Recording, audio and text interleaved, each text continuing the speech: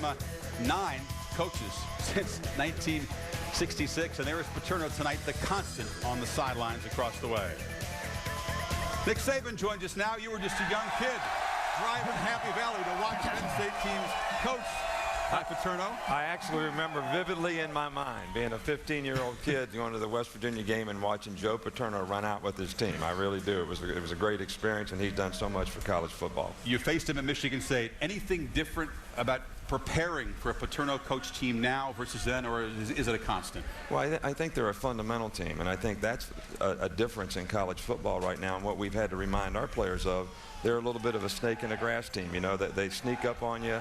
You know, they're kind of simple on offense, simple on defense, but do a great job in discipline and execution, and sometimes you don't see teams like that right now. His quarterback's an 18-year-old true freshman, first road start. He's poised, but he's got no experience. Your crowd, your talent, your schemes, what are the specific difficulties that they present to any young quarterback, not just Bolden? Well, I think it's difficult to play quarterback on the road anytime when you're playing in a hostile environment, which I'm sure we'll have tonight because we have great fans. But to go on silent count, to get the snap count right, to be able to check off, you know, those things are difficult for any quarterback. But this guy played like a true veteran last week. There were none of the game management issues in what he did for their team last week. Coach, it's been 15 years since Nebraska was unanimous back-to-back national titles. They won the championship. What are your biggest challenges to Alabama to try to get it back again?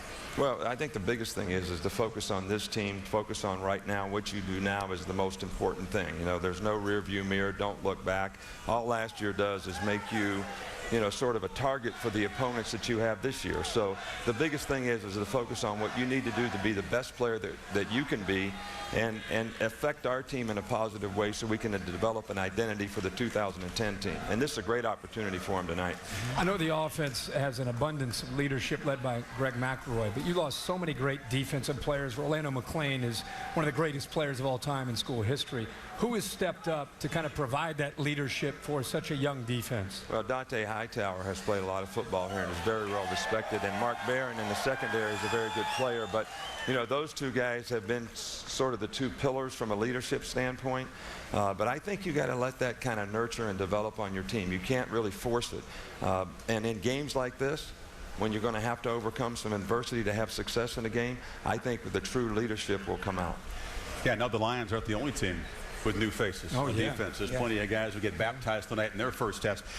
You guys have run the gauntlet the last couple of years, but this season has a different feel to it. Boise State, TCU, very much in the mix for the national championship game. That's a controversial topic for fans all over the country. You had some interesting comments on your radio show, not really demeaning what Boise State did by beating the Hokies, but comparing it to what other teams, like SEC teams, have to go through. You're not necessarily buying teams like that as national title contenders. No, I don't want to disrespect Boise State or TCU in any way, shape, or form in terms of the quality of team that they have.